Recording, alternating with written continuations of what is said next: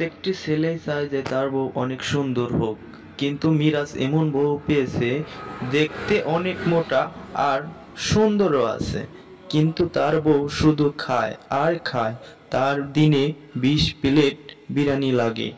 সংসারের কাজ করতেও মিরাজের বউর অনেক কষ্ট হতো, তারপরেও সে খেয়েই যেত।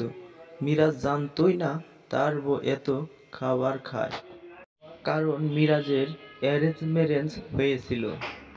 আর বাসর রাতে শিপালীকে মিরাজ কাঁদতে দেখে বলে, তোমার কি হয়েছে শেফালি? কাঁদছো কেন? বাড়ির কথা মনে পড়েছে?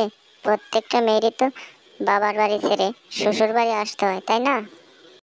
আমি আমি ওই কারণে কাঁদছি না। তবে তুমি কেন কাঁদছো? আমার খুব খিদে পেয়েছে। আমি 1 ঘন্টা আগে শুধু মিষ্টি খেয়েছিলাম। কিন্তু 1 ঘন্টায় তোমার কি করে খিদে পেয়ে গেল? আমার 10 মিনিট পর পরই খিদে পায়।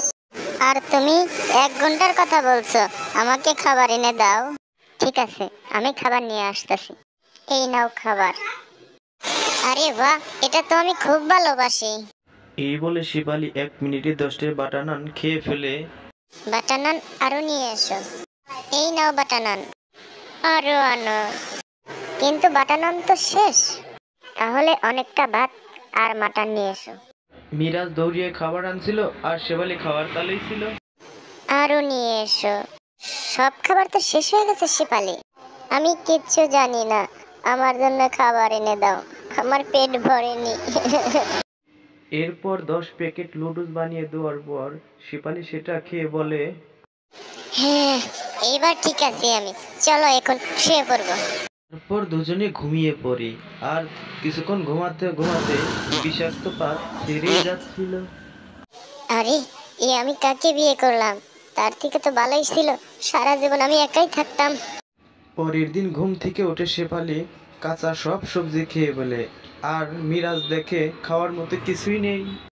এখানে তো কিছুই নেই। তো আমি কি করব? আমার খিদে পেয়েছিল, আমি সব খেয়ে নিয়েছি। এখন দুপুরবেলা খিদে পেলে আমি কি করব বলো তো? আমি বাজার থেকে তোমার জন্য খাবার পাঠিয়ে দেব। বাজার থেকে 2 প্লেট বিরিয়ানি পাঠায়। তা খেয়ে শেফালির পেটই ভরে না।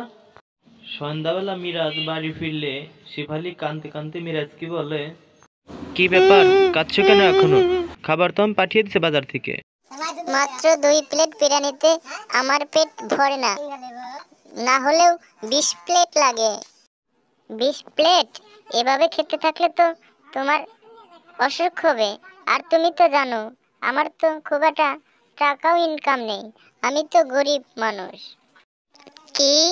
তুমি আমার মোটা হওয়া আর খাবার খোটা দিচ্ছ? করবো না আমি তোমার সংসার। থাকবো না আর এই বাড়ি। এই শুনে তো মিরাজ বিপদে পড়ে যায় আর ভাবে বিয়ের পরের দিনই বউ চলে গেলে লোকে শুনলে খারাপ বলবে। তাই মিরাজ বলে, কেঁদো না শেফালি। আচ্ছা, আমার বড় ভুল হয়েছে। আমি আর এমন করব না।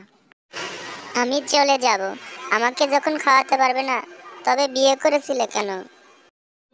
মিরাজ মনে মনে বলে, আমি কি জানতাম তুমি রাক্ষসী?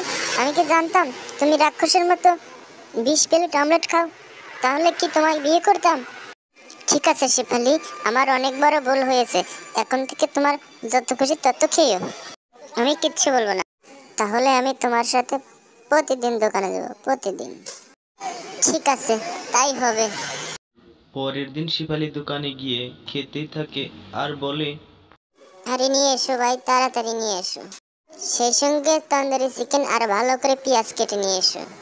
শিপালি খেতে থাকে আর মিরাজের কর্মচারী খাবার তৈরি করতে থাকে। কাস্টমার দোকানে খাবার না পেয়ে বাড়ি চলে যায়। রুমালি রুটি আর ডাল তরকারিটা নিয়ে আসবেন। নেই দাদা। তাহলে চিকেন ভর্তা নিয়ে আসুন। না, ওটাও নাই। আপনি হবে? ওটাও শেষ হয়ে গেছে সাহেব। আরে ভাই, তাহলে তোমার দোকানে আছে ডাকি, তাহলে শুকনো রুটি নিয়ে আসুন। তখন মিরাজের কর্মচারী চিৎকার করে বলে, আর রুমালি রুটিও এখন শেষ হয়েছে। বানানোর জন্য এখন ময়দা টয়দা নেই। আরে ভাই, এই দোকানটায় আমার আসাটাই ভুল হয়েছে। কখন আরো না। আচ্ছা, হে খোদা, এভাবে আমার দোকান চলতে থাকলে তো আমার দোকানে লাট উঠবে। আমি বিয়েটা কেন করলাম? বিকেলবেলা সব খাবার খেয়ে শেফালি বাড়ি চলে যায় ঘুমানোর জন্য। আর মিরাজের কর্মচারী এগুলো দেখে বলে, আর কি ভাবছেন সাহেব, তুই কি বিয়ে করেছিস? না সাহেব, কখনো করবি না। আর কখনো যদি করিস, ওই মেয়েটার সম্পর্কে সবকিছু জেনে তারপর বিয়ে করবি।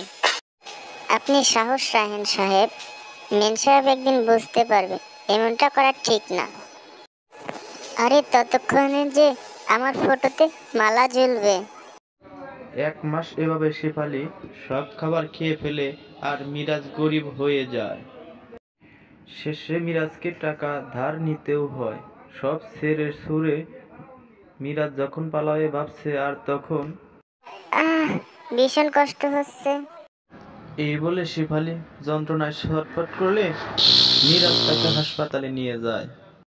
শেফালি দিদি, আপনার ছোটখাটো একটি হার্ট অ্যাটাক হয়েছে। Heart attack? কিন্তু কি করে? আমার বয়স তো অনেক কম এখন।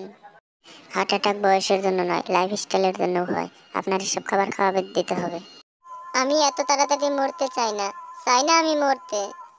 আপনাকে কম খেতে হবে আর বেশি করে কাজ করতে হবে, না হয়তো আবার হার্ট অ্যাটাক হতে পারে। তাই শেফালি ভয় পেয়ে যায়। এরপর শরীর কমানোর জন্য খাওয়াও কমাইয়ে দিল আর দোকানে কাজ করাও দিল। এরপর ধীরে ধীরে দোকানের কাস্টমার বাড়তে লাগলো আর তাদের অভাব অনটন দূর হলো। তারপর সকলে মিলেমিশে সংসার কাটানো শুরু করলো। আমাদের ভিডিও ভালো লাগলে পাশে থাকুন এবং সাবস্ক্রাইব করে বেল বাটন বাজিয়ে দিন। থ্যাংক ইউ আপনাকে সাবস্ক্রাইব করার জন্য।